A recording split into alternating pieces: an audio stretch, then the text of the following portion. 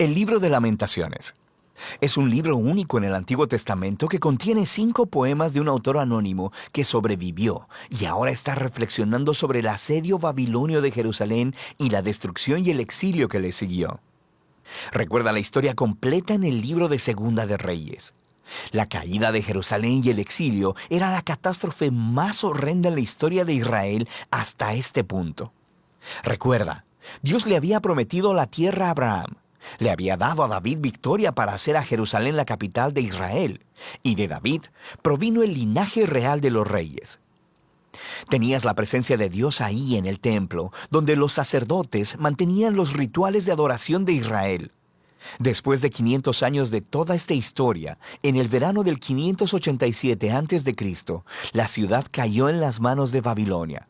Todo fue aniquilado y destruido. Así que el libro de Lamentaciones es un recordatorio del dolor y la confusión de los israelitas que sobrevivieron a esta destrucción. Ahora, los poemas de lamento que se encuentran aquí no son únicos en la Biblia. Hay muchos de ellos en el libro de los Salmos. Y estos poemas bíblicos de lamento hacen varias cosas.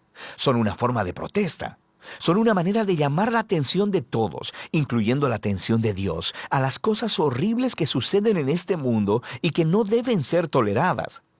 Son una manera de procesar las emociones. Así que en estos poemas el pueblo de Dios ventila su enojo y desesperación por la ruina causada por el pecado y el egoísmo de las personas. Y estos poemas son un lugar para dar voz a la confusión. El sufrimiento nos hace cuestionarnos acerca del carácter y las promesas de Dios, y nada de esto se ve como algo malo en la Biblia. Todo lo contrario, estos poemas de lamento le dan una dignidad sagrada al sufrimiento humano. Así que estas palabras humanas de dolor, que son dirigidas a Dios, se han convertido en parte de la palabra de Dios para su pueblo. El diseño de estos 5 poemas es muy intencional. Es parte del mensaje del libro. Los capítulos del 1 al 4 se conocen como acrósticos, que significa poemas alfabéticos. Cada verso poético inicia con una letra nueva del alfabeto hebreo, que está conformado por 22 letras. Ahora, esta estructura ordenada y lineal está en fuerte contraste con el desorden del dolor y la pena, mezclada con confusión que se expresa en estos poemas. Así que es como si el sufrimiento de Israel se explorara de la A a la Z y está intentando expresar algo inexpresable. Los capítulos del 1 al 2 tienen un verso por letra cada uno, lo que les da un diseño bastante similar, pero los temas son muy diferentes.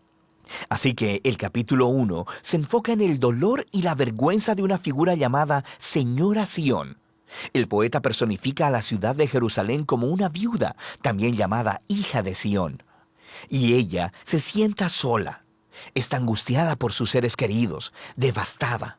Nadie viene a consolarla. Es una metáfora muy poderosa. Y luego habla la señora Sión. Ella clama al Señor para que le ponga atención a su destino. Y a través de esta imagen, el poeta está mostrando que la destrucción de la ciudad trajo un nivel de trauma psicológico en los israelitas que solo puede ser expresado como la experiencia de un funeral y la muerte de un ser amado. El capítulo 2 se enfoca en la caída de Jerusalén y cómo ésta fue consecuencia del pecado de Israel y fue producida por la ira de Dios, la cual es una palabra clave en este poema. Es importante recordar que en la Biblia, la ira de Dios no es un enojo espontáneo y volátil. Los poetas y profetas bíblicos utilizan esta palabra para hablar de la justicia de Dios. Israel había entrado en un acuerdo de pacto con Dios, y durante siglos habían estado violándolo al adorar a otros dioses, perpetrando la injusticia y oprimiendo al pobre. Y sí, Dios es lento para airarse, pero Él eventualmente se aira por la maldad humana, y Él traerá su justo enojo en la forma de un castigo. En el caso de Jerusalén, esto implicó permitir que Babilonia viniera y conquistara la ciudad. Así que este poema está reconociendo que la ira de Dios está justificada. Pero esto no impide que el poeta se lamente y le pida a Dios que muestre compasión una vez más. El capítulo 3 rompe este patrón de diseño al tener 3 versos por letra, así que es el poema más largo del libro. Y la voz que se escucha es la de un hombre solitario hablando desde su sufrimiento y dolor como representante de todo el pueblo. Y lo interesante es que este capítulo está lleno de lenguaje tomado de otras partes del Antiguo Testamento, de los lamentos de Job y de otros salmos de lamento importantes, e incluso de los poemas del siervo sufriente en Isaías. Y el poeta ve su dificultad como una clase de justicia de Dios, como dice el capítulo 2.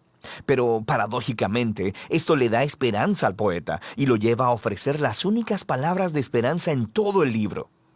El gran amor del Señor nunca se acaba y su compasión jamás se agota. Cada mañana se renuevan sus bondades, muy grande es su fidelidad. Por tanto, digo, el Señor es todo lo que tengo, en Él esperaré. El poeta razona que si Dios es lo suficientemente consistente para traer su justicia sobre la maldad humana, entonces Él también será consistente con su promesa de pacto de no permitir que la maldad tenga la última palabra.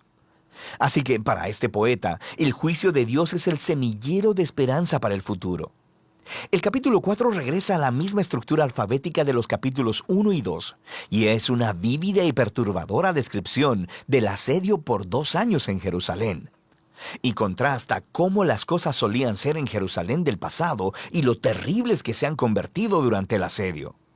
Los niños solían reír y jugar en las calles, pero ahora mendigan comida. Los ricos solían comer manjares lujosos, pero ahora comen lo que sea que puedan encontrar en el polvo. Y los líderes reales solían estar llenos de esplendor, pero ahora están hambrientos, sucios e irreconocibles. Y el rey ungido del linaje de David ha sido capturado y arrestado. Así que el poder del poema viene del impacto de estos contrastes y está explorando la profundidad del sufrimiento que Israel trajo sobre sí misma. Ahora, el poema final es único porque rompe con el patrón de diseño. Es igual de largo que los otros poemas alfabéticos, pero sin orden. Es como si el poeta no pudiera soportarlo más y su dolor ha explotado en un caos.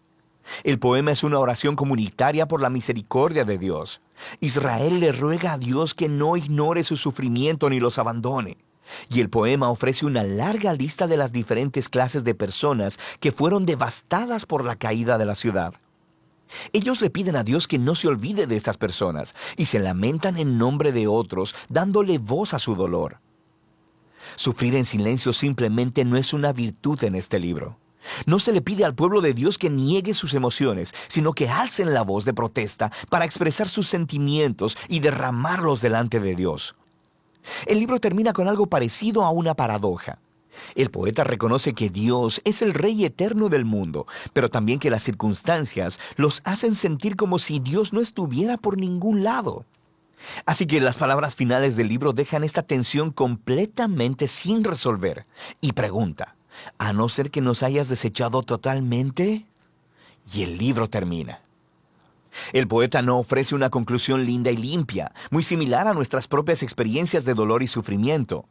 La historia de la Biblia no termina aquí, pero este importante libro nos muestra cómo el lamento, la oración y el dolor son una parte crucial del camino de fe del pueblo de Dios en un mundo quebrantado.